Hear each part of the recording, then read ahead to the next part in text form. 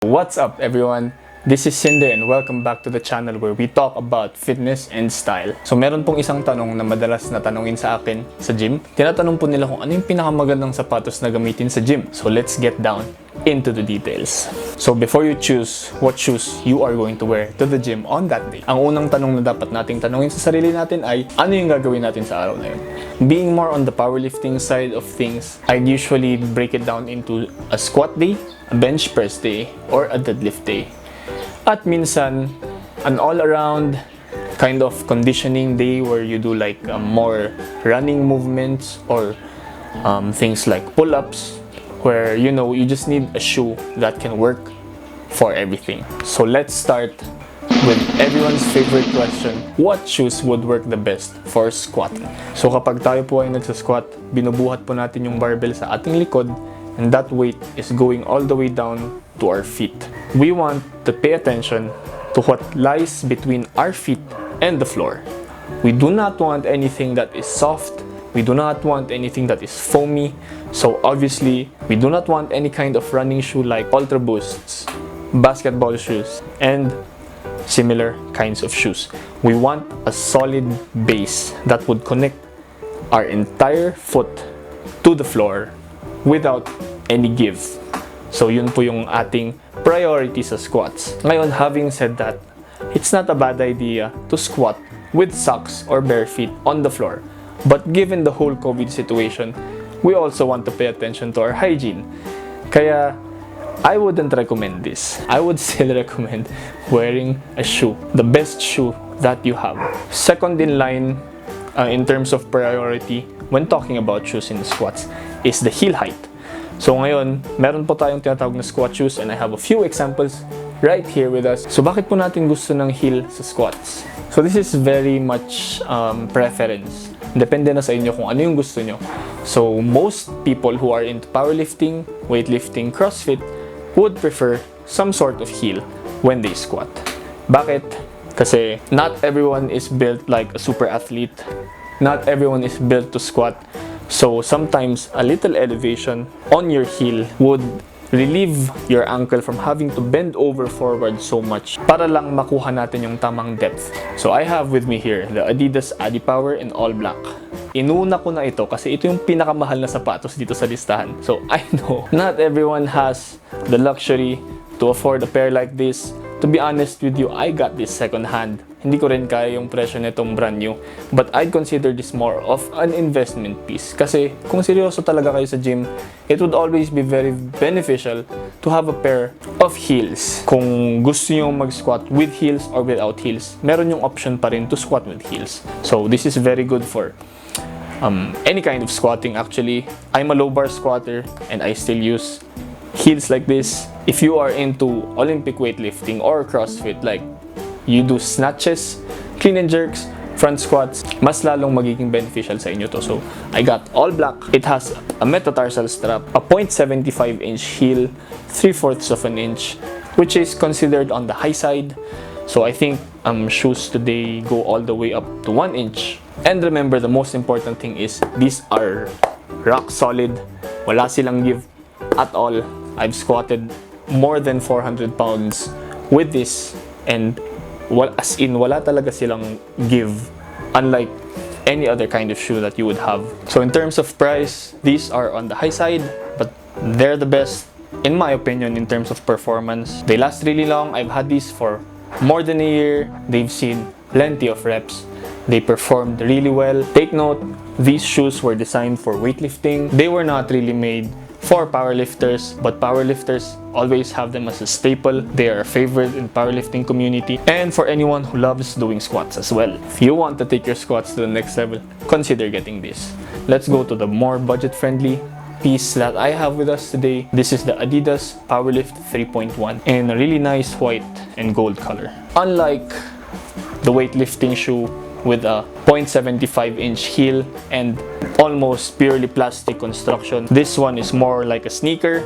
It's made of rubber, but not any kind of rubber. It's made of some really stiff kind of rubber that doesn't give as well. It has a 0.6 inch heel, which is a bit lower.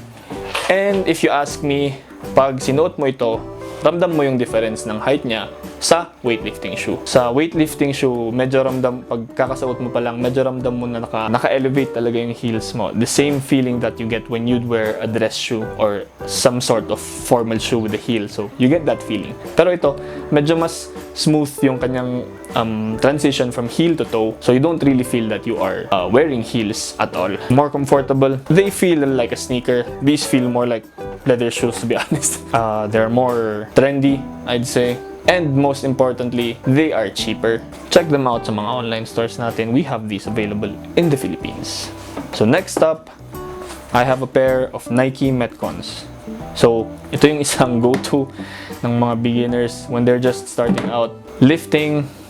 They would go for a pair like this because they're quite readily available. They are literally a sneaker made for CrossFit. These are more commonly known as cross trainers. Nike, Reebok, and Adidas will have shoes like this. This is the Nike Metcon 5. When I was saying that you want a shoe for anything and everything, I think this is the one. That's the reason I bought this, for the days that I just go do pull-ups and non-powerlifting movements like sled drags, battle ropes, running, sprinting, and you can also lift in them. These are what I use. They actually have rubber on the side for rope climbing, plastic on the back for when you do handstand push-ups, which I cannot do. So you guys should know that cross trainers are not really made specifically for a certain lift. So they're not the best for squats, they're not the best for deadlifts, or the best for bench press either. Gaya nga ng sabi ko, they're an all-around shoe. I use them on the days that I'm not doing anything heavy. In my opinion, they are way too expensive for what they are. Because honestly, if you are not into CrossFit, I don't see why you should really be investing into cross trainers. I personally wanted the Metcon 5s because meron silang extra heel. So you would put these under the insole, which is already quite high, to give you that extra edge of height. These are really good. They have fantastic grip as well. So for my current style of training, I actually use this for bench pressing because of the grip that they offer. So we got down to shoes that work best for squats. We got the cross trainers. Now let's go down into deadlifts. I have here a pair of Adidas HVC, or I think they're called Havoc. So magandang pair din ito. Kinuha ko ito for deadlifts because when you are deadlifting, this is where you want to pay attention to how flat your shoe actually is. We want the flattest shoe with the thinnest sole kung tayo ay nagde-deadlift. So these have really thin soles. Pag sinuot mo sila, para ka lang naka-medyas.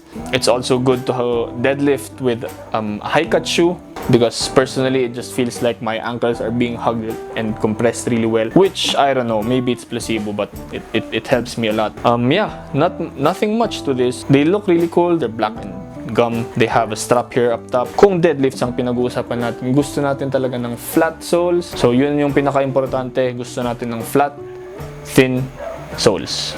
May tinatawag actually na deadlift shoe.